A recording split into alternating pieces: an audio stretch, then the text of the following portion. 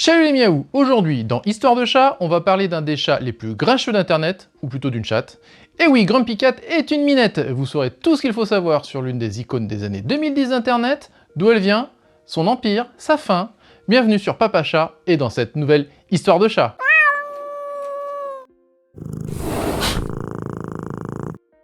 Avant de vous conter l'histoire de Grumpy Cat, abonnez-vous et mettez un pouce en l'air pour me soutenir dans mon travail. C'est super important pour l'algorithme de YouTube. Grumpy Cat, de son vrai nom Tardar Sauce, est une minette née le 4 avril 2012 aux États-Unis d'Amérique, à Morristown en Arizona. Un village de seulement 727 habitants lorsqu'est né Grumpy Cat. Malheureusement, en 2020, il n'y restait plus que 186. Sûrement suite au décès de notre minette à la mine Renfrognier le 14 mai 2019. Non, ça n'a rien à voir. Quoi ? Bah, fais pas cette tête, on va revenir à ta vie. Alors reprenons. Tardar est donc né avec cette tête boudeuse qu'on lui connaît toutes et tous. Mais d'où vient cette tête? Il faut savoir que Grumpy Cat est né atteinte de nanisme. Car oui, même chez le chat, le nanisme est une maladie génétique qui est présente. D'ailleurs, faisons un petit point chez le nanisme, chez le chat. Où est-ce que j'ai mis la blouse, moi? Ah oui, j'en ai pas. Alors on va se contenter du cliché de l'intello à lunettes. Le nanisme chez le chat est donc d'origine génétique. Les chats nains présentent des symptômes d'ostéochondrodysplasie et de troubles génétiques des os et du cartilage, qui se manifestent généralement par des pattes visiblement courtes. Les chats atteints de cette pathologie ont ensuite été sélectionnés pour créer la race Munchkin au milieu du XXe siècle.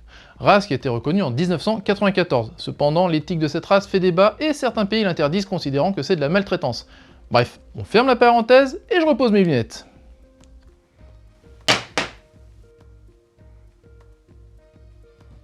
Oui, c'est reposé. Grumpy Cat est aussi atteinte de malocclusion dentaire qui lui donne, du coup, cette tête de chat qui boude. Son humaine de compagnie s'appelle Tabata Bundeisen,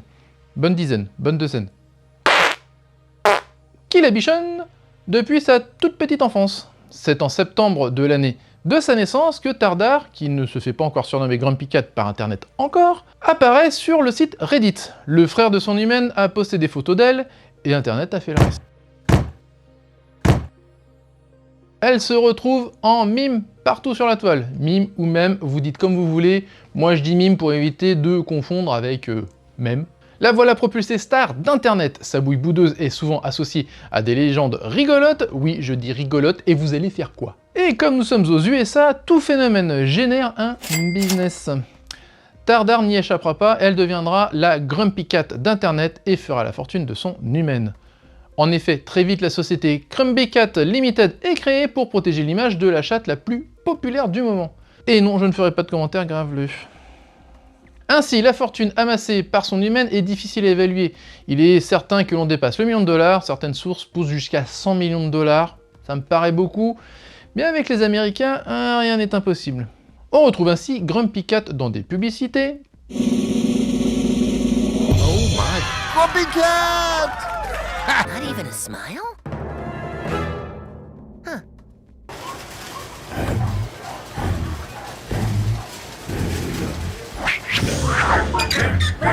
Elle a sa propre chaîne YouTube et est sur tous les réseaux sociaux.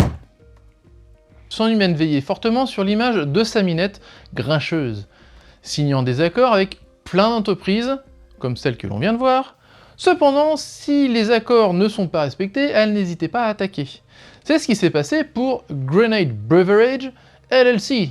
En effet, via la société Grumpy Cat Limited, plein de protections sont mises en place, droit à l'image, droit intellectuel, entre autres. Et Grenade Beverage avait signé un accord pour faire un café glacé nommé Grumpy Cat Grumpuccino. Et l'entreprise décida aussi de créer du café moulu torréfié à l'effigie de la minette grincheuse, ce qui n'était pas inclus au contrat. Mal leur en a pris, l'humaine de compagnie, Tabata, l'a pris et leur tomba sur le dos. Après un procès, ils ont été condamnés à verser quelques 700 000 $ à la Grumpy Cat Limited. Autant vous dire qu'on ne badine pas avec l'image de la minette. Voilà comment on fait d'un chat particulier un business lucratif. Autant vous dire que la minette était bichonnée, en même temps que tout cet argent, ce serait dommage. Si vous voulez comprendre à quel point cette minette a été un phénomène, en mai 2013, âgée de seulement 1 an, alors qu'elle n'est arrivée sur internet que depuis 9 mois, elle se retrouve au cœur d'un projet de film dont son agent Ben Leitches aurait été la voix. Elle a même fait la une du Wall Street Journal le 30 mai 2013 à cette occasion.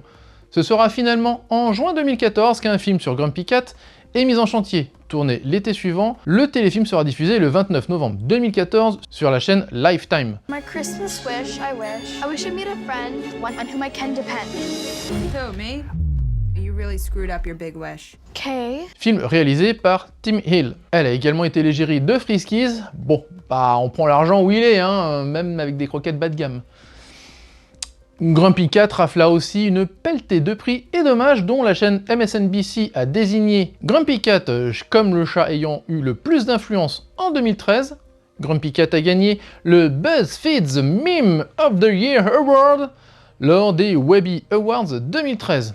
Grumpy Cat a également gagné le premier prix Golden Kitty lors du second Internet Cat Video Festival, car oui, il y a un festival des vidéos de chats, comme quoi hein, les chats ont dominé Internet. Grumpy Cat a gagné un Lifetime Achievement Award lors des Friskies Awards 2013, et une statue de cire de Grumpy Cat figure au musée de Madame Tussauds de San Francisco.